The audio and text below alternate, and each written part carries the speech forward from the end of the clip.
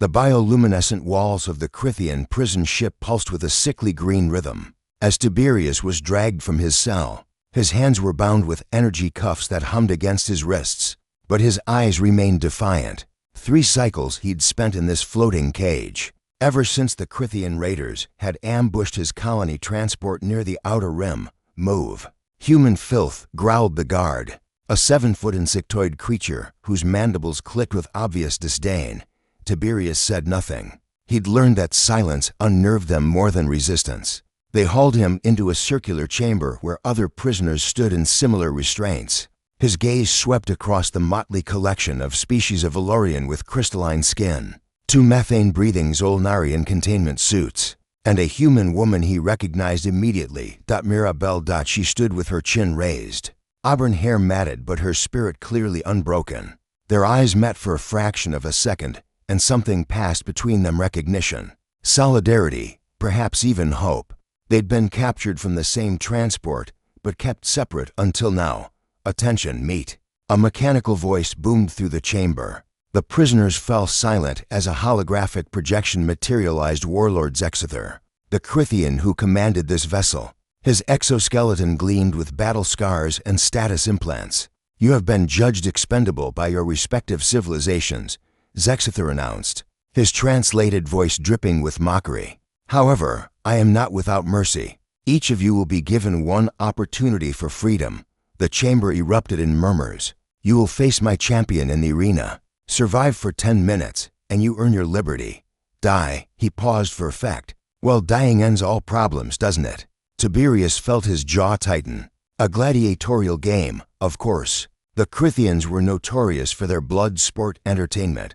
"The human female will fight first," Zexither declared. Mirabelle's restraints released, and she stumbled forward, catching herself with practiced grace. Tiberius watched as the floor beneath her opened, and she descended into the arena below. The arena was vast, at least 200 meters in diameter, with walls that shimmered with energy barriers. Thousands of alien spectators filled the tiered seating, their various forms creating a cacophony of colors and sounds. They jeered and hissed as Mirabelle emerged into the light from the opposite gate. Something massive stepped forward. Tiberius, now positioned with the other prisoners in a viewing area above, leaned forward. The champion was a Brucorian, a species bred for war. It stood nearly 12 feet tall, covered in thick armored plating, with forearms that ended in claws capable of rending steel. Its reputation preceded it, undefeated in 300 matches. "She's dead," whispered the Valorian beside him. "Humans always die quickly," added one of the Zolnari, its voice bubbling through its suit. Tiberius said nothing, but his hands gripped the railing. The countdown began. 10 minutes. The Brucorian charged immediately, its massive frame moving with surprising speed. Mirabelle dove sideways, rolling across the sand-covered floor. The creature's claws struck where she'd stood, sending up a shower of particles. She had no weapons. None were provided. But Mirabelle had something else: human ingenuity and a survival instinct forged through centuries of adaptation. She ran, not away, but in a calculated pattern, forcing the Brucorian to turn its massive bulk. With each charge, she studied its movement, its rhythm, the slight delay before each strike. "What is she doing?" someone muttered. "Learning," Tiberius replied quietly. At 3 minutes, Mirabelle changed tactics. As the Brucorian charged again, she ran directly toward it, then slid between its legs at the last possible second. The creature's momentum carried it forward, and before it could turn, she grabbed a piece of broken debris from a previous match, a shard of metal, half buried in the sand. Not much of a weapon, but humans had conquered Earth with less. 5 minutes. The crowd's jeering had transformed into something else: curiosity, perhaps even excitement. This human wasn't cowering. She was fighting smart. The Brucorian, frustrated, became reckless. It swung all forearms in wide arcs, trying to simply overwhelm her with force. Mirabelle ducked, weaved, used the creature's own limbs as obstacles against its other attacks. When one claw came too close, she didn't just dodge, she redirected it with her metal shard, causing the Brucorian to scratch its own armor. 7 minutes. She was tiring. Tiberius could see it in the slight hesitation in her steps. But she was still moving, still thinking. The Bruchorian roared and leaped, attempting to crush her from above. Mirabelle rolled, but not quite far enough. One of the creature's feet caught her shoulder, sending her sprawling.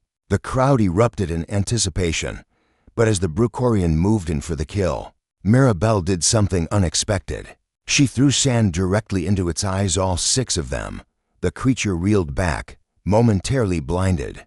In that instant, Mirabelle drove her metal shard into the joint where its lower right arm connected to its body. Not deep enough to seriously wound, but enough to cause pain, to remind it that humans could hurt back. 9 minutes. Tiberius realized he'd stopped breathing. The final minute crawled by as Mirabelle evaded, scrambled, and survived. The Bruchorian, now enraged and half-blinded, was making mistakes, and Mirabelle exploited every single one. The horn sounded. 10 minutes. Silence fell over the arena. Then, slowly, impossibly, the alien crowd began to cheer, not for their champion, but for the human who had survived. Zexither's hologram reappeared, and for the first time, Tiberius saw something like respect in the warlord's posture. The human has earned her freedom, he announced. Mirabelle, bleeding and exhausted, looked up at the viewing area. Her eyes found Tiberius again, and she nodded once. However, Zexither continued, "There remains the matter of the human male." Tiberius felt the restraints release from his wrists. His turn had come. As he descended into the arena, he passed Mirabelle, ascending. For one brief moment, their hands touched. "Upper left joint," she whispered. "That's its weakness now." Tiberius smiled grimly. Humans had always shared their knowledge, their victories, their survival strategies. It was what made them dangerous. It was what made them human. As he stepped onto the blood-soaked sand, facing the wounded but still formidable Bruchorian, Tiberius understood something the Crithians never would. Humans didn't just survive impossible odds. They learned from them, and they never, ever faced them alone. The countdown began again. But this time, the human in the arena wasn't starting from zero. He was starting from Mirabelle's 10 minutes of hard-won intelligence. The crowd leaned forward. This would be interesting.